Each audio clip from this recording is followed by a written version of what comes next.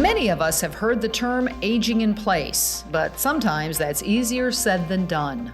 It's not just that individual, it's their entire family or their social support infrastructure or our EDs or our medical groups that struggle to take care of that person and their complex needs that span the community. And so by getting that individual or their family into the right care model or the right level of care, we have I would say a much larger impact than our numbers would even suggest. That's Nathan Pritzker, Executive Director of OSF PACE, and I'm Shelli Dankoff, your host for OSF HealthCare Accelerated. We appreciate you tuning in and remind you to be sure to subscribe, rate, and review wherever you get your podcast. Here are some stats for you. 77% of adults over the age of 50 prefer to age in place. In fact, 92% of adults surveyed prefer to live out their later years in their current home, while 8% said they would prefer to be in an assisted living facility. Sometimes living out your older years at home is easier said than done, depending on where you live and the state of your health. If you are an older adult in need of healthcare services in the greater Peoria area in Illinois, there's a new program you and your caregivers need to know about. It's called PACE, Program of All-Inclusive Care for the Elderly. Earlier this year, the state of Illinois and the Centers for Medicare and Medicaid Services, or CMS, awarded OSF HealthCare a contract to be one of the first in Illinois to offer PACE. Services for OSF PACE officially began June 1st. Joining me to talk about PACE and what it's all about and how you can get involved with it are Nathan Pritzker, who is the Executive Director of PACE, and Dr. Matthew Gorman, who's the Medical Director for PACE. So Nathan, I'm going to start with you. Tell me about PACE, what it's designed to do, who it's designed to help, all of those particulars. PACE is really an all-inclusive program designed to keep people in their home and community as long as possible. PACE covers everything that is eligible under Medicare, Medicaid, or that could reasonably be expected to keep people safe, healthy, and in their home and community. It's really the perfect marriage of a care model, an insurance plan, and a nursing home replacement all in one. And it is designed to orchestrate and fulfill every reasonable need of an individual to help them stay where they are, living out their life in the situation that they feel is best for them. So are we talking things like, sometimes people need help just getting bathed or dressed on a daily basis? Is it things as simple as that? It really is that simple. It is based on what that individual needs. So we have some people enrolled in our program right now who need help with bathing or need help just getting a meal from the refrigerator to their table. And we help with those things. We also do the more complex medical services like providing medications, coordinating specialty appointments, or even respite stays, nursing home stays, anything that individual needs in their wellness journey, as long as they're enrolled in the program. Wow, that just sounds amazing. Dr. Gorman, I'll come to you from that physician perspective.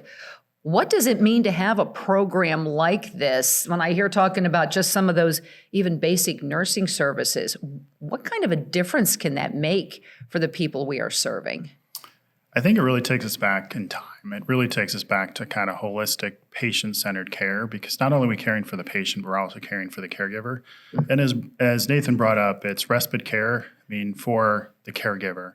So it's really the community of caregivers of what we are at OSF and wrapping us around them in the home, as well as making sure they have transportation, either to Senior World for day activities, or even making sure that if they need in-home help, we can assist through that. So, and ultimately we are trying to keep them out of a nursing home from a cost perspective, but just also a quality of life. In terms of if you've ever been to a nursing home to visit one of your loved ones, it's somewhat a shock to the caregivers who are going in there and seeing them.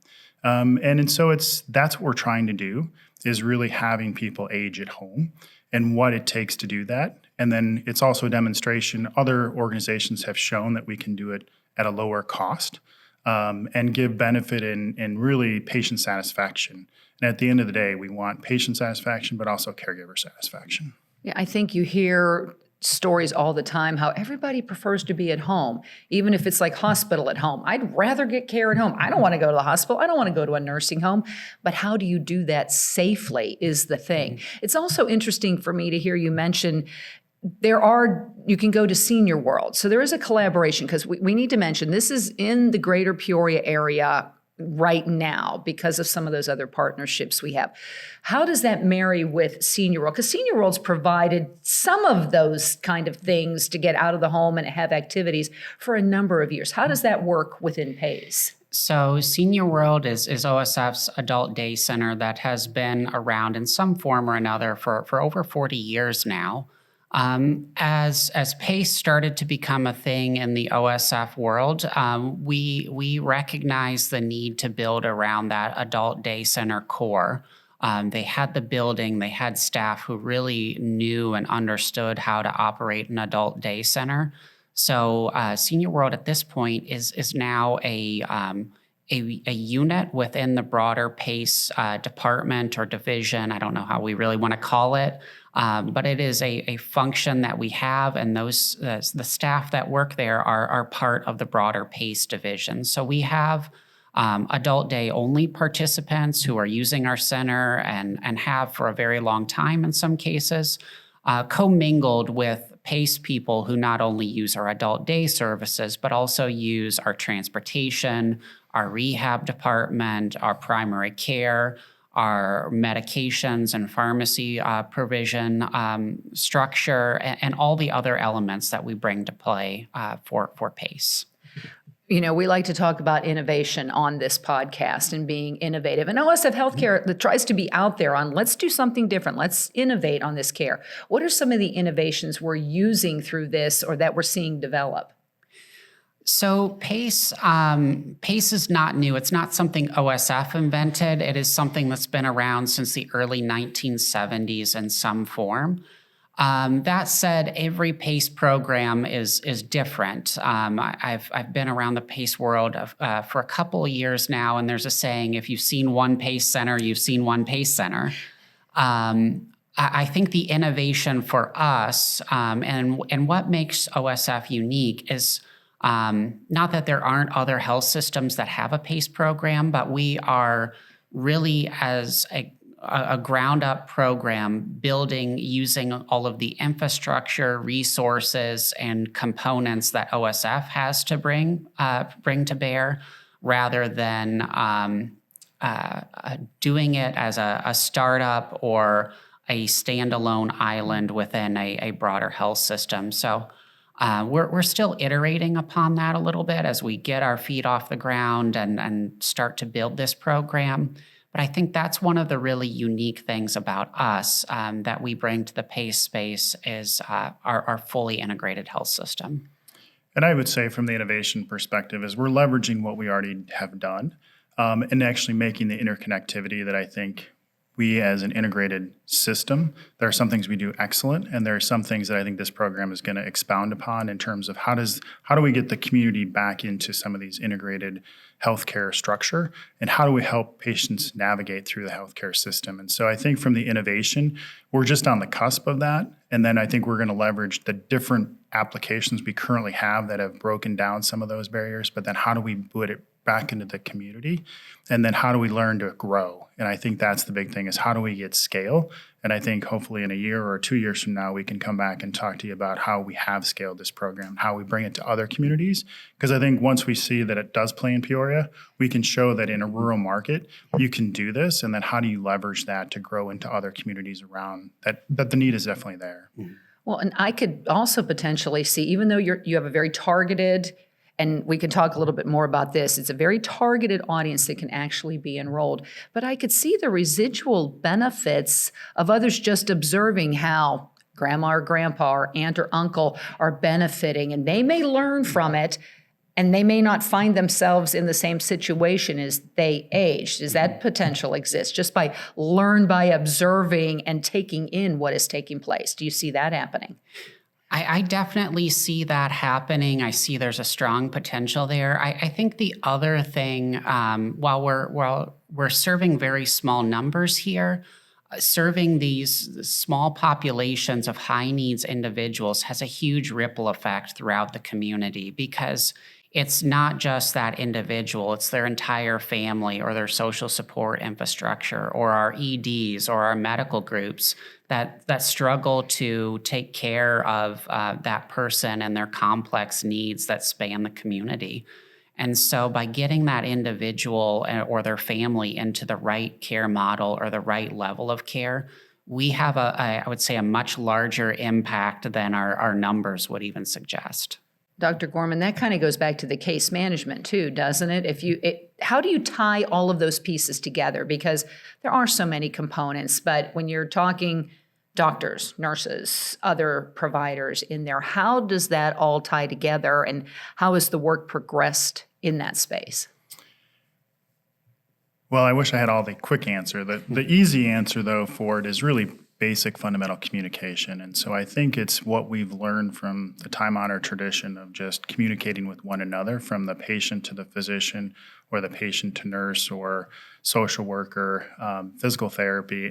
But it's having IDRs that are functional, where you're talking about individuals and can then go from there and have the action. And so I think that's where we're going to learn and provide, and we're going to prevent ER visits. We're going to prevent healthcare consumption. And that's where I think the innovation, to your previous question, is where we're going to see some benefits, because we're going to create more capacity. Now, on a small number, we avoid one ER visit but that's someone else that can be seen sooner.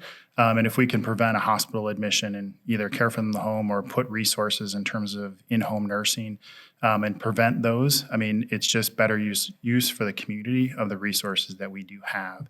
And so I think that's where, in terms of from a care management, it's managing the individual and managing the caregivers and understanding what their needs are and understanding what the patient's needs are and coming up with a shared goal that everyone on the care team understands and can deliver on. And I think that's part of where we are in healthcare. It's challenging sometimes because you only have 15 minutes for a visit, or even at 10 minutes because of the EHR or other time constraints that we feel like we're on the hamster, or the ER wait is 2 hours, or, I mean, it's just those kind of things. And we're kind of going back in time to kind of have the luxury of time with the small population we're serving, with the goal to grow and learn, and then also spend some of what we have learned to how we can put it into our medical group and other avenues of what we've learned. So that's where the innovation, I think, will really come down the line. And learning from what has worked well in care management, but then also trying different things in a small population, and then kind of learning from that as we grow. We're going to have some failures, but I think we're going to have some big gains. And I think you're going to see from the patient satisfaction that patients really just feel cared for at the fundamental core. This process has not been easy, getting this up and going. I feel like I had conversations with Nathan a very long time ago on the periphery of this. It's not like you just snap your fingers and go, okay, we're going to open this up and offer it because it's a wonderful thing to do for our patients, which it is. What are some of the challenges that you face that people may not understand? There's a lot of I's to dot and T's to cross in this process, aren't there? Yes. I mean, starting a PACE center is an extremely heavy lift. The application process is 2 to 4 years on average. It took us about 2.5 years to get through the process. And we were fortunate. We had a lot of the assets in play already, talking about Senior World, talking about all the infrastructure OSF has to bring to the table. We didn't need to build from scratch. But the financial lift to get a program off the ground in terms of having the staff and the resources in place and making it through the application process, it's thousands of pages of documentation that need to be submitted, reviewed, and revised based on state and CMS feedback. It's quite a heavy lift, in addition to setting up all those back office insurance functions that we as a system aren't as familiar with doing. We're usually on the receiving end of those applications, not on the setup side. So a lot of new lessons learned there. And then the things you don't think about, like buying vans. It takes about a year to get a new van in the door and get it outfitted. So very significant lift that needs to take place to get something off the ground. And I don't think we would have been able to accomplish it nearly as flawlessly if we weren't part of the OSF system. Yeah, the healthcare is the easy part. And I think that's something that OSF does well and we take for granted, but it's all the other things and the infrastructure that makes this a successful program. And just transportation. I mean, we'll see how he is in a couple of years because I think this has probably aged him a little bit. But I think that just getting a van, I mean, with sounds COVID, simple. I mean, it sounds so simple. You just go and buy one, but it's really takes a year to get one that, can have ADA compliance. And you would think that they're just readily available, but that's how all organizations that are looking for this that are still struggling with in terms of getting transportation. Transportation is one of the key points of this, of just being able to know that you can confidently know your loved one is securely going to get from point A to point B, and then not have to worry about that and not have to go with them. And so I think that's some of the benefits that this program offers for this community. So we talk about some of the challenges. Now let's talk about the rewarding patient stories. There have to be, even though it's a limited enrollment right now, there have to be those, your heart warms and you're like, okay, this is why we've been through everything we've been through the last couple of years. What are those stories that you're seeing? Well, I know Dr. Gorman probably has his own stories he's already picked up on, but there's one of our participants in particular, actually two now that I think about it, who I feel like we've really made a difference for. One is a woman who loves to tell us she works for us now. And every day she shows up and she does her appointment, she does her therapy, she gets on the bus, and she is just so happy and so excited because she's coming to see her friends and she's coming to get all of these different elements of her care in one place. I think some of the happiest moments we've been able to create for her in the past couple of months are giving her an OSF t-shirt and giving her her PACE insurance card. Those really changed her life. Nice. It's great to see the smiles, both on the families and on the participants when we're able to do those little things that make a difference for them.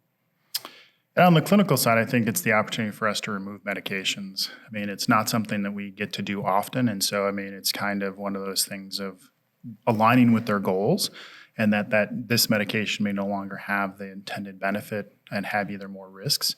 And so kind of thinning down medication list is kind of nice as a physician because usually we're adding, we don't do too many subtractions. And so that's kind of one thing. And then just seeing the joy in patients. I mean, spending time and hearing their stories, and they all have great stories. And I mean, when you take the time to understand, where they've come from, and some have been victims of war, and either wars in our country or other countries, but I mean, serving for our country or been victims in other countries. And so I think that's when you get to see where they are and what their life has kind of brought them to today. And then dealing with that and pulling some of the layers of the onion back and getting them to see and shine. And I think that's one of the things that every mission partner that belongs can really see the patient shine. And I think that's where Nathan's talking about one of our patients who just, she's a beacon. You just see the excitement when she walks out that bus. It just makes everyone else, be glad to be there. Uplifts everybody. Yeah, just sometimes they just want somebody to talk to. Mm-hmm. And that's a lot of what this program's designed to do is just get them that interaction instead of just sitting around in a corner and somebody tuck them away. That has to do your hearts just so much good on a daily basis. So let's talk about the enrollment process. We've talked about the challenge because it's a very specific clientele that we're talking about, isn't it? So let's talk about the enrollment process and how you hope to expand that in the coming months and years. Yeah, so enrollment in PACE is not an overnight or necessarily, I wouldn't say it's hard, but it is a multi-step process. The first step in that journey is really the family or the individual identifying that the program may be a fit for them and starting to go down that pathway. In order to be eligible for PACE, you need to be 55 years of age or older, live in a PACE service area, and meet the state nursing home criteria, which is an assessment that a social work agency will put an individual through to really understand their medical need for assistive care services. Once those steps are completed, an individual can go into our intake process, which is somewhat regulated as well by the different government agencies, but it includes a home assessment and a meeting with our provider. And then while this step is not absolutely required, most people benefit from enrolling in Medicaid if they aren't already in Medicaid. For Medicaid eligible individuals, PACE is a free program. And that is often the longest step of the enrollment process, is getting on Medicaid. We do our best to help people through that journey as well, to make sure that they can get the benefits they need and a price point they can afford as well. It sounds like patience is key in all of this process, because we're dealing with a government entity. And so there are rules. There are rules in place for safety. I mean, they're necessary. They may frustrate people along the way, but it's necessary just for that overall safety. I know it's been a long road for you, Nathan. What puts the smile on your face now that we're at this point, when we finally were able to open the doors to the program June 1 and start doing it? What was the passion that kept you going through the not so great times? Well, I think all of us who work in this setting have a loved one, probably from their past, that they recognize where PACE could have made a difference, or this model of care could make a difference. I certainly have had my family members who would have benefited from PACE if it had been around at that time. And I'm really excited to see this model of care take place. And then while I am not a healthcare provider, that's not my background, I recognize how a program like this can be such a relief to a provider as well, or at least I think it can. So many barriers to care are waived. We don't have to limit the number of service incidences for an individual. We don't have to worry about what that extra primary care visit costs. It's really about delivering the care that individual needs without barriers, restrictions, or undue hurdles to access. And seeing that play out is truly fulfilling. How about you, Dr. Gorman? I think that we've heard about it for many years. And now that it's here, I think you can start seeing the realization of, the impact that it can have. I think the challenges is finding the right patients. And I think it's those that are currently either on Medicare and can qualify for Medicaid and have some decline or needs is going to be finding where that is. And so I think those are going to be the challenges for us to communicate who is the right patient. And then also telling them to have patience, but also patience for ourselves. And it really is a virtue because it does take a while. And I mean, some of it is state agencies. And so there's only so many that they can see. And then it just takes a while for these assessments to be done. And then we kind of need to enroll in the first of the month. And so then that even adds, a time frame. So it may not be this month because now it's, and we might not make September. So it could even be October in terms of the lead time. And then it might be even a 3-month. And there's a cyclical pattern within, the holidays, there's less days. So the run-up period may be a little bit longer. And so I think that's the big thing that I would just caution the community is that, definitely reach out to us and we will happy to kind of start putting you in the network in terms of evaluating if you're a good fit. Because I think we definitely have the resources to care for these that meet the specified requirements. Change is difficult for everybody. And so I imagine explaining this to people and they're just like, oh, well, sounds great, but. So you're right, the education of the public that this exists and that don't take it as a bad thing because we want to put your family member on Medicaid. No, in this case, that's a good thing. Because sometimes you hear that and people get the wrong perception. And it's like, no. You need to look at it from a different perspective on this to get the care that you can keep somebody in their house. Who wouldn't want to age at their home? And as somebody who had a person in a nursing home for a long time, boy, if I could have kept her at home, I would have done it in a heartbeat. It just wasn't possible. So it would be fabulous.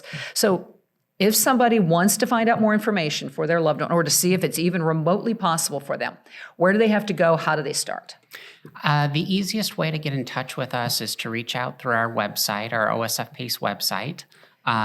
We have a team of individuals who answer those inquiries or can pick up the phone if you just want to call our number. And we are very happy to shepherd anyone through the process, whether it's a family member or the person seeking PACE themselves. Our intake team is very engaged, so they'll walk with you along the whole process to make sure it's as seamless and as comfortable as possible.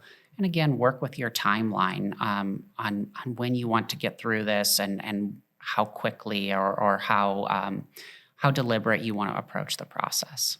I look forward to sitting down with both of you in a year or two, and once we have more people in it, and to hear the stories coming back from them and being our biggest cheerleaders, talking about it honestly, because that's all you need are people and hearing the stories of how it made a difference. And we're talking about 100-year-olds who are still in their home because they started doing this. I mean, that's the exciting possibility through all of this, isn't it? Yeah. It really is. Nathan Pritzker, Dr. Matt Gorman, thank you so much for telling us about OSF PACE. We will be sure to include the OSF PACE website address in the show notes, so you can look that up and put the link right in there and you can go check it out. And as always, we thank you for joining us for this episode of OSF HealthCare Accelerated. Remember, you can find us online at osfhealthcare.org/accelerated.